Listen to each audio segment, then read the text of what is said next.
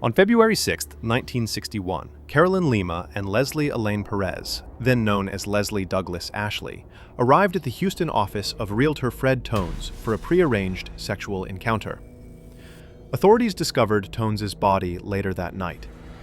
He had been fatally shot 6 times and then burned. Lima and Perez evaded police for 3 weeks, driving Tones's Lincoln to Galveston and New Orleans, before the FBI found them in New York City. The Beatnik Killers, as they were referred to by the Houston press, were back in Houston the following month, facing charges of capital murder. During their joint trial, Lima and Perez claimed to have killed Tones in self-defense. On May 24th, a Harris County jury passed a guilty verdict and sentenced both to death. Lima would have been the first woman legally executed in Texas in nearly a century. In this KHOU segment, newsman Mark Hepler reports from the Texas State Penitentiary in Huntsville about the planned executions of Lima and Perez. The pair was scheduled to die just after midnight that night, March 29, 1963. Hepler then speaks with Jack Hurd, assistant director of the state prison system, on how the unit prepares to receive a possible stay of execution order. Federal Circuit Judge John R. Brown issued stays of execution on March 29, 1963, just 4 hours before the pair were scheduled to die. The U.S. Fifth Circuit Court of Appeals later ruled that the prosecution had suppressed evidence favorable to the pair and ordered new trials for both defendants. Lima was subsequently sentenced to 5 years in prison, while Perez was declared insane and sent to a mental hospital in San Antonio. Lima's second murder trial began on February 17, 1964.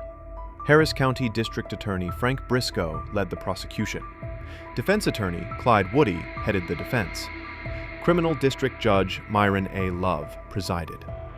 After 4 hours of deliberation, the jury found her guilty of murder without malice. Woody moved to credit his client for the 3 years she had already served. Judge Love ruled in Lima's favor, ordering her 5-year sentence effective as of March 3, 1961, the date of the original murder charge. Lima was released on April 3, 1965, with additional time off for good behavior. The couple first met at a Houston gay bar, where Perez frequently performed in drag as the amazing dynamite Renee "Cookie" Lamonte. Reflecting the views and language of the time, the press labeled her a female impersonator. Before the retrial, Perez's attorneys used moral objections to the reported cross-dressing as the foundation for an insanity defense. This silent KPRC footage captures the resulting hearing at the Wharton County Courthouse on May 11, 1964. Siding with the defendant, the court delayed the second murder trial and sent Perez to a mental hospital for treatment. Perez escaped the facility on October 6, 1964, prompting the FBI to add her name to its list of 10 most wanted fugitives.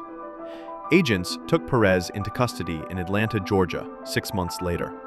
At the time, she was working as a clown for a traveling carnival. Following her extradition to Texas, she was tried again for Tones's murder and sentenced to 15 years, serving 5. Perez came out as transgender 10 years after her release. She devoted herself to political activism, founding the Houston chapter of ACT UP in 1988. 2 years later, Perez made the first of 3 unsuccessful runs for Harris County Democratic Party chair. She died in 2005.